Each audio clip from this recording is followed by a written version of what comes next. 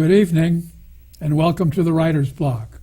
I'm your host, John Ronan, and as you know now, because we are in our 28th season, I interview writers about their craft, what they're working on, what they've accomplished, what they're planning for the future.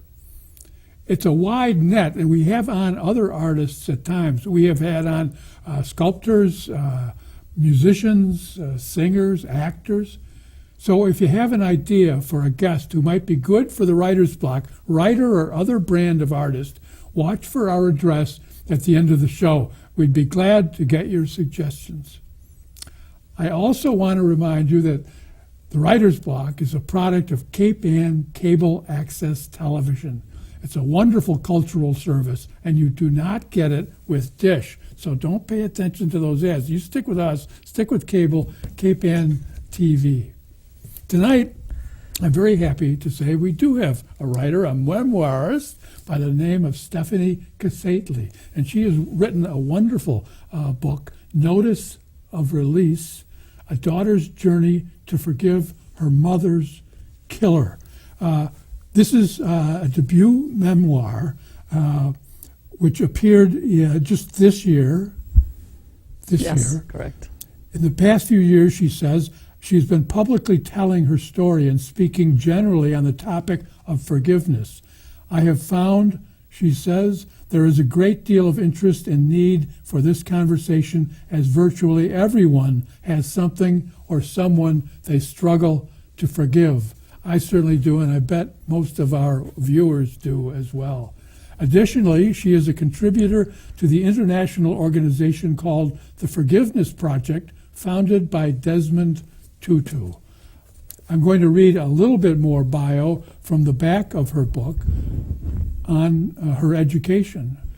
She earned her undergraduate degree in business from Emory University and an MFA in writing from Vermont College of Fine Arts. Her work has been published in literary journals and anthologies, and many of those works have won awards and notable mentions. She speaks on the topic of forgiveness, is a contributor, as I mentioned, to the Forgiveness Project and teaches writing at Palm Beach Atlantic. She resides in Florida, but often visits Cape Ann. Stephanie, welcome to the Writer's Block. Thank you, John. Thank you for coming down. It's a pleasure. This is a wonderful book. I want to hold it up so that our director, Jim Capillo, can get a shot of that. Notice of Release. The release is clearly your release and the prisoner's release, kind of release. And I don't want to jump into it myself because I might reveal some spoilers, might contain some spoilers. Can you describe the book? Sure. The plot, you mean? Yes. Okay. The plot is essentially about the murder of my mother in 1980 when I was a freshman in college.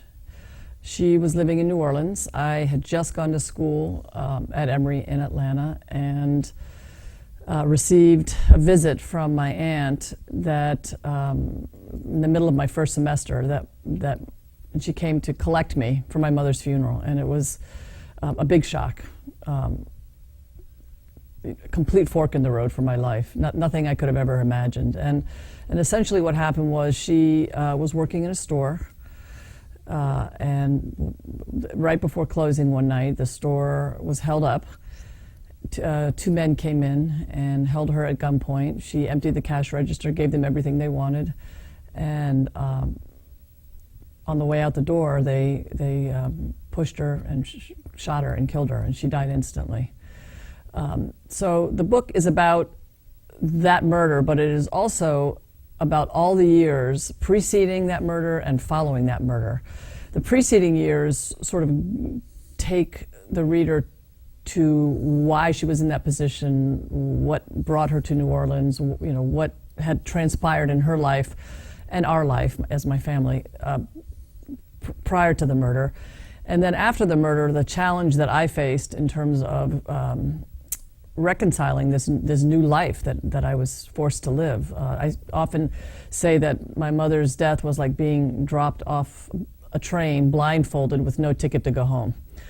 Just complete nice disorientation. metaphor. Yeah, just where to go from here. And so it's the story of those years, and then the incredible serendipitous event that occurred in my 40s, where I came to the notion that maybe I should find her killer and learn about him, and which ultimately led me to forgive him. And in the process of doing that, I learned a great deal about not only myself, but about him, and about the process of forgiveness, which is more universal than I ever realized.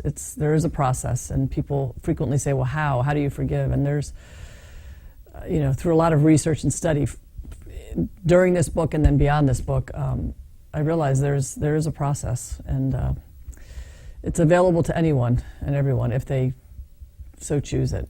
As someone who's gone through this process after a personal tragedy, is it believable to you that parishioners, for instance, at the church where Roof killed 8, 9 people bloodthirstily in cold blood, as they say, that they say within a week or a month that they have forgiven him? Is that possible? Well, it doesn't feel possible to me. I'm not judging what was in their hearts or whatever, but it took me 20 years to even sort of consider the possibility. And also, I think time really is important. I mean, that's a big piece of the process, giving it time. But I also think that it's important to try to define what forgiveness is and is not. I think that the traditional sort of concept of forgiveness, where you say sorry and I say okay, I forgive you, and you're off the hook, is to me is not relevant in situations like this or in what happened in Charleston. I think that forgiveness in these kinds of situations is not about the offender. I think it's about the victim, and the victim trying to find a way to live more peacefully and not to hold that vengeance and hatred so deeply that it's like drinking poison. It's self-destructive. Self-destructive, yeah. So forgiveness, if you could define it, and you're going to put your definition on the internet. Right there. Look up, how would you define forgiveness? I would define it as Desmond Tutu says it, and he says that forgiveness is nothing more than refusing to pay back your offender in the same coin. Because you hurt me and took something horrible from me does not mean that I have to act in the same way towards you. So it's a very realistic, worldly definition. It doesn't ask you to be smarmy and affectionate or No. soft. It's just that you're not going to, revenge is... I am not going to give you that power over me anymore. I'm not going to give you that power. I'm going to take that away from you. It's almost a very selfish act in some respects.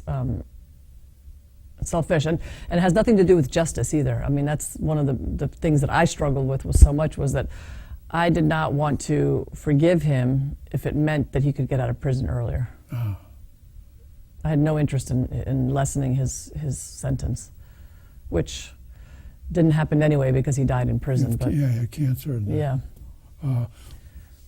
Something that really jumped out at me, to me, in the book is the structure.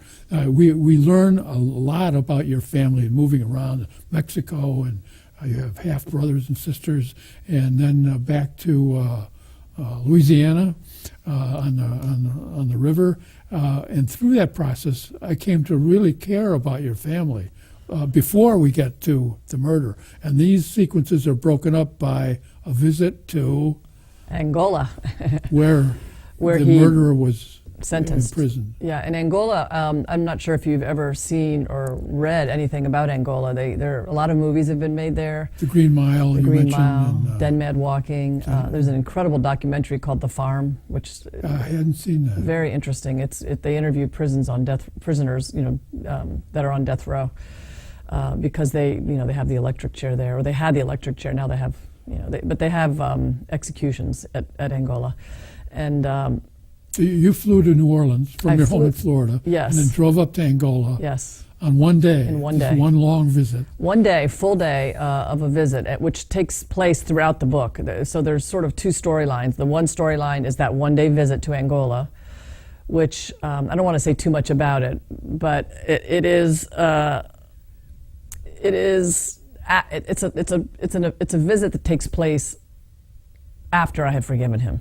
It doesn't take place. I don't meet him to forgive him in the prison, but the prison sheds a tremendous amount of light on his life, on the process, on what happened. It's a very sort of a lot of closure in that visit, but there's still sort of a twist at the end of that prison visit. But that one day is the, there are 9 chapters that are interspersed throughout the book that are sort of like a thread, and then my family story is the backstory told in the past tense that kind of weaves in and out of that one prison. But there's a lot of sort of hopefully thematic connections between what's going on at the prison and and I think and the that family. structure worked very, very well. Thank you. And it created suspense, which I think is almost impossible to do in a book where you know what's happened and you know why it's happened. And so there's not going to be a who did it at the end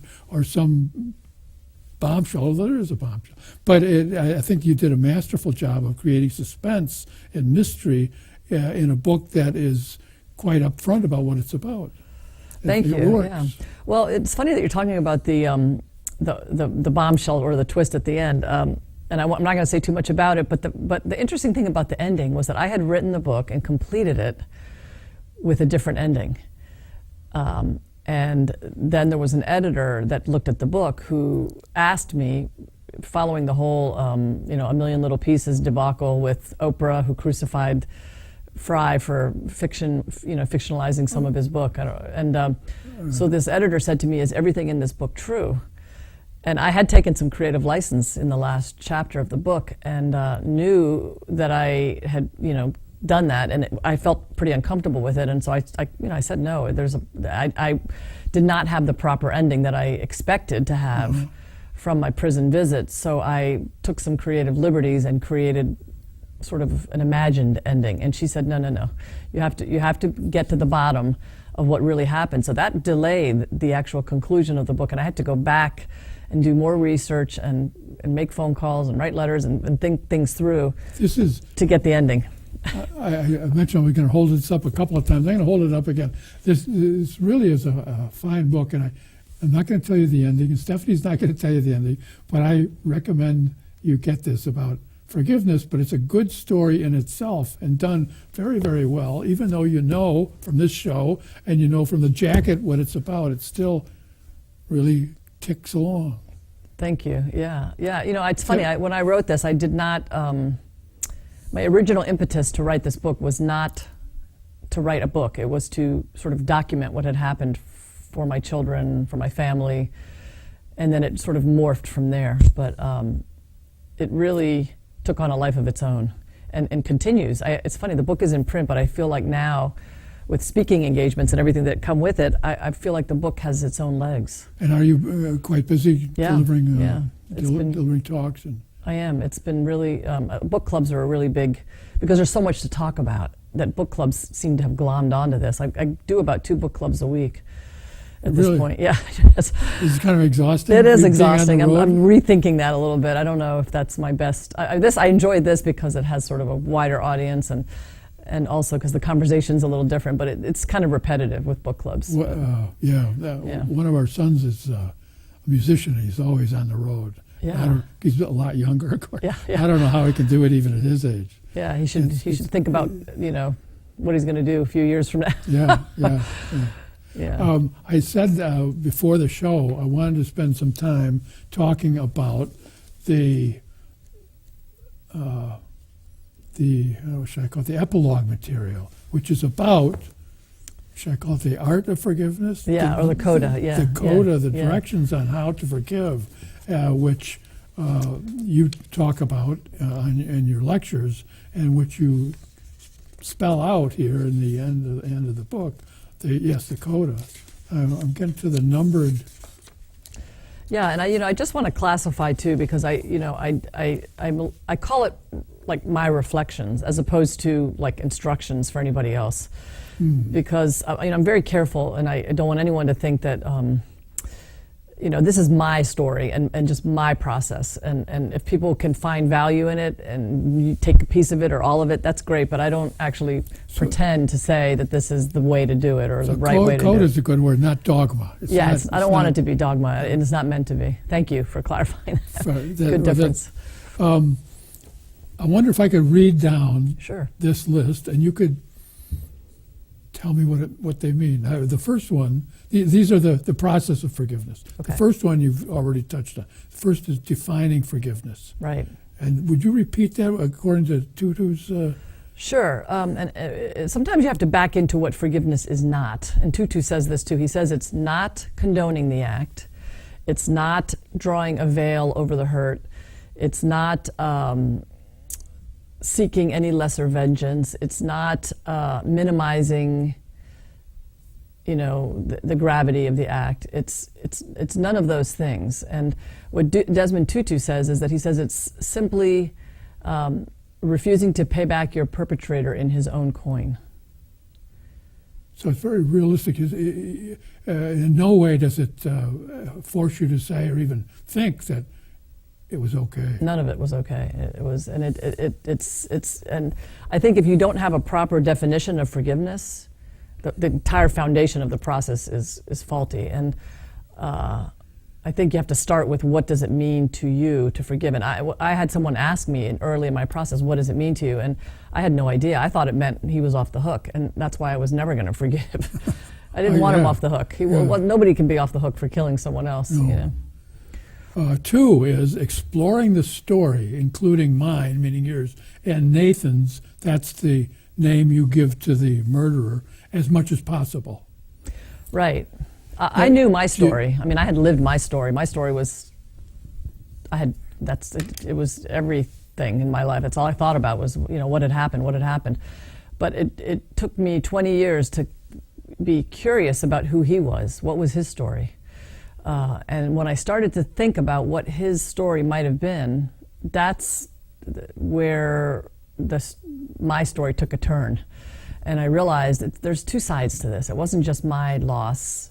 What happened to him? What brought him to this point? Who was he? It's the big turnaround you mentioned in your early 40s. Yeah, in my 40s, it was actually with a prison minister who I was listening to, who talked about his work with prison ministers, and I was outraged that anybody would even bother to try to help or, save a prisoner.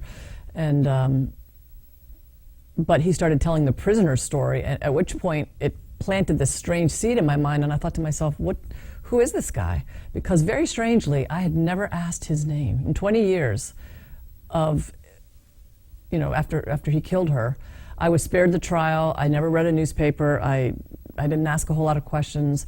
I just knew that he had gone to prison. So I never knew his name for 20 years. And that to me is very telling about that second step, because he wasn't human in my mind. I was able to demonize him and vilify him if he didn't have a name. And once I gave him a name and found out his name, it was like Pandora's box. So understanding the other story is important. Understanding your own and the others, the perpetrator's story. Right, if possible. Because you don't always get the benefit of doing that. Sometimes you don't know who killed somebody. But if you can, or even imagine what it might have been, it's helpful. 3 is really interesting, and I think maybe the only thing on here that I think is sort of easy, recognizing a shared imperfect humanity. Can you elaborate on that a little bit?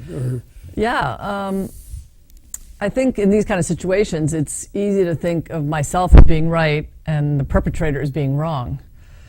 But one of the things that happens, really, we're all born into this world sort of pure and clean, and then it's everything afterwards that sort of sets us up for success or failure, or a murderer, or a priest, or a cop, or whatever.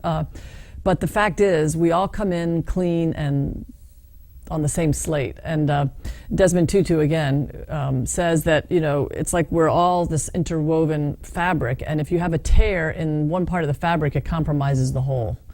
And that's how society is. I mean, when there's an egregious act, and I think we've all seen some of this, and when we have losses and devastations, and whether it's in politics or nature, I mean, it affects all of us. It's not just, it creates sort of a big sentiment everywhere, ripple effect. And so the idea is that we have this shared humanity, and when I recognized that this guy, Nathan, was a human being and had a name, and that he had a story, and that I maybe didn't know early on, and that we shared something that I was never willing to consider, even though our stories are different.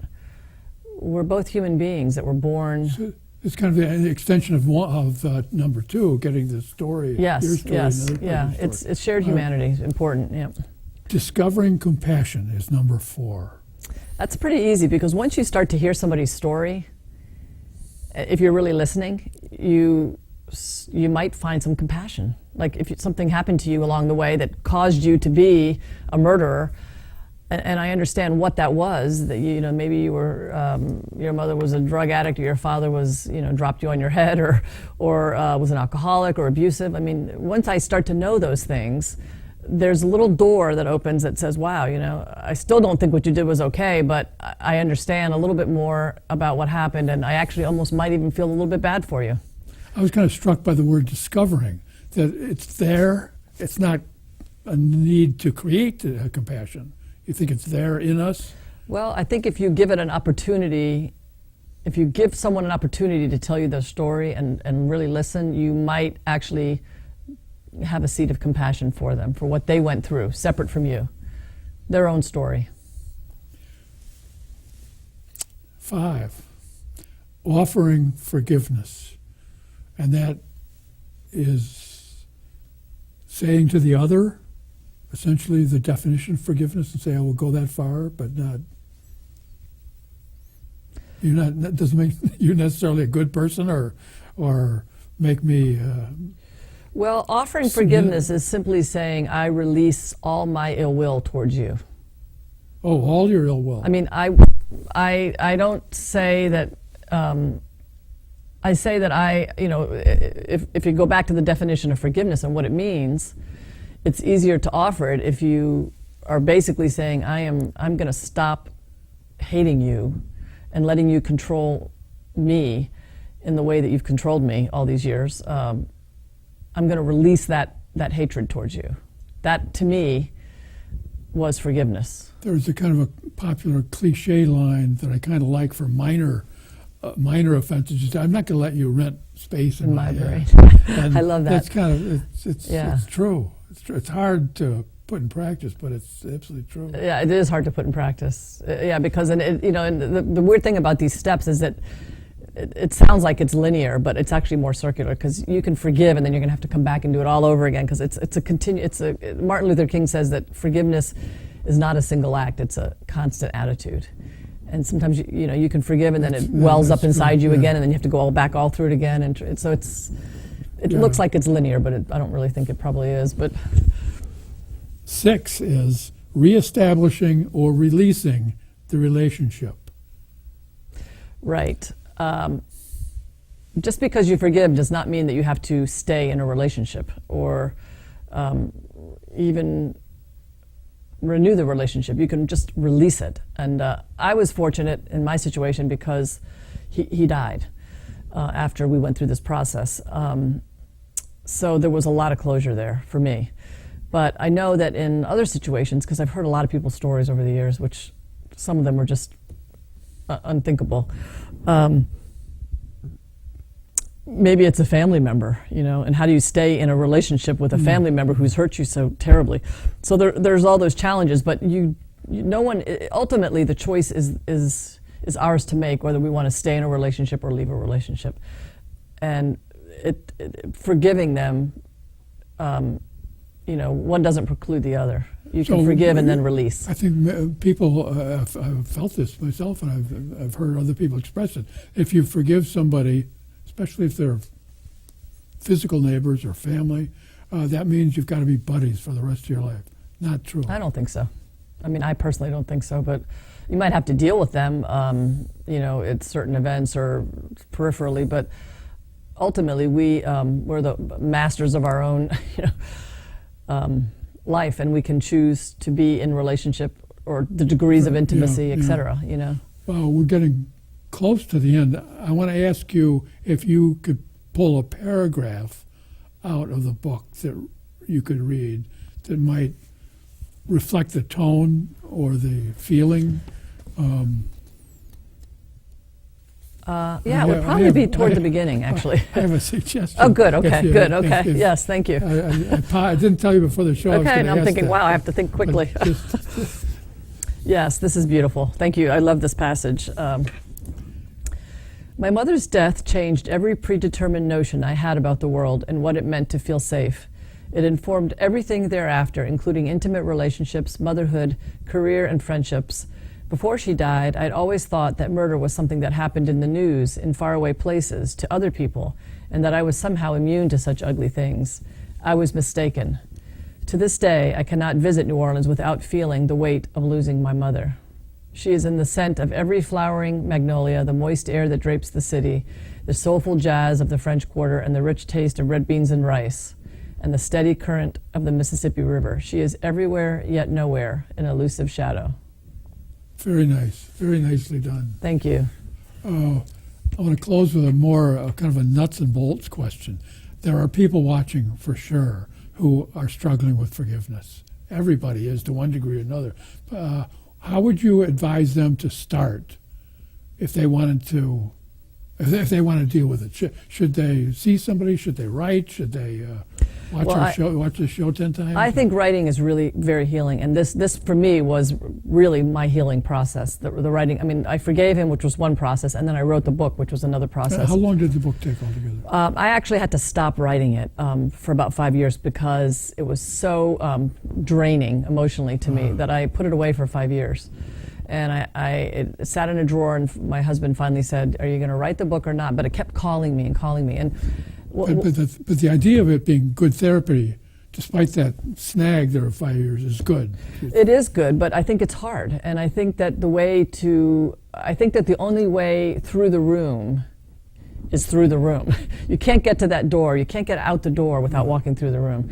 And so I think that we have to go through our process. And some people might choose therapy. Some people, for me personally, I did a little bit of therapy, but I also found that going back into the story, as hard as it was, and it took its toll, enabled me to really discover things that I would have never otherwise discovered.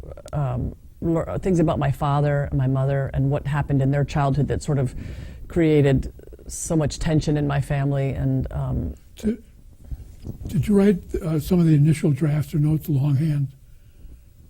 I've always been, I would write notes of things that popped up in my head in the middle of the night and things, but the draft has always been on the computer. We are out of time. Okay. I'm sorry to say. No, thank you. I have a bunch of other questions next time. Okay. I want to thank you very much for being on the Writer's Block, Stephanie. Thank you, and John. sharing Notice of Release with us. My pleasure. I want to thank all of you out there in Cape Ann TV land and worldwide on the World Wide Web for being with us on the Writer's Block tonight. If you've learned something about forgiveness from Stephanie Cassatly and the need to forgive and keep forgiving, to recycle that energy, then the Writer's Block has done its job. Thanks again for being with us, and I hope to see you again next week on the Writer's Block. Good night.